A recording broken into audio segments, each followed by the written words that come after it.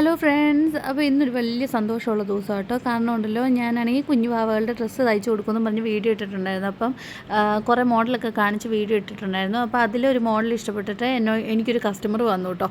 അപ്പോൾ ഫസ്റ്റ് കസ്റ്റമറാണ്. അപ്പം ഞാൻ സ്റ്റിച്ച് ചെയ്ത് കൊടുക്കാൻ പോകുന്നത്. അപ്പം ഞാൻ ഇട്ടിരുന്ന വീഡിയോയിലെന്ന് പറഞ്ഞാൽ ഒരു ലാവൻഡർ ഷെയ്ഡ് ഹക്കോബയുടെ മെറ്റീരിയൽ വെച്ച് ഒരു ടോപ്പ് ആൻഡ് ബോട്ടം ആയിരുന്നു കേട്ടോ. അപ്പോൾ ആ മെറ്റീരിയലാണ് എൻ്റെ സ്റ്റോക്ക് തീർന്നത്. അതുകൊണ്ട് ഞാൻ മെറ്റീരിയൽ ഹണ്ടിങ്ങിന് വേണ്ടി പോയതാണ്. അപ്പോൾ നേരിട്ട് കടയിൽ ചെന്ന് മേടിച്ച് തയ്ച്ചു കൊടുക്കാമെന്ന് വെച്ചു. കാരണം അല്ലെങ്കിൽ ഇനിയിപ്പോൾ പുതിയ സ്റ്റോക്കൊക്കെ വരുമ്പോഴത്തേക്ക് ലേറ്റ് ആവുമല്ലോ, അതുകൊണ്ട്.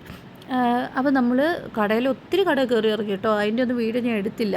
അത് കഴിഞ്ഞ് പിന്നെ ഒരു കടയിൽ ചെന്നപ്പോഴത്തേക്ക് നല്ല കളക്ഷൻസ് കണ്ടു. അപ്പോൾ ഈ കളറാട്ടോ കസ്റ്റമറിന് ഇഷ്ടപ്പെട്ടെ. അപ്പോൾ ഈ കളർ നമ്മൾ സെലക്ട് ചെയ്തു. എനിക്ക് പക്ഷേ ഈ കളറാട്ടോ ഇഷ്ടപ്പെട്ടെ.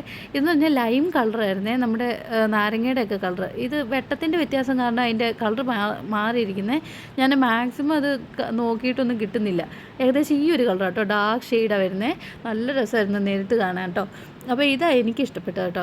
ഏറ്റവും അവസാനം ഇത് തന്നെ ഫിക്സ് ചെയ്തു. ഇതിൻ്റെ നമ്മൾ പിന്നെ ലൈനിങ് ഏത് കളർ എടുക്കണമെന്നൊക്കെ ഇച്ചിരി കൺഫ്യൂഷൻ ഉണ്ടായിരുന്നു. പിന്നെ ലൈറ്റ് ഷെയ്ഡ് തന്നെ എടുത്തു കേട്ടോ.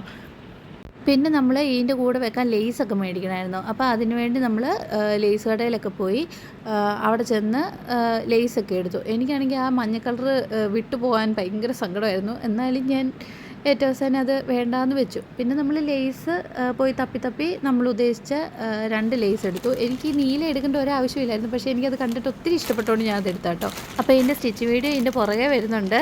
അപ്പോൾ നിങ്ങൾ ആദ്യമായിട്ട് എൻ്റെ ചാനൽ കാണുന്നതെങ്കിൽ ലൈക്ക്, ഷെയർ ആൻഡ് സബ്സ്ക്രൈബ് ചെയ്യാൻ മറക്കല്ലേ.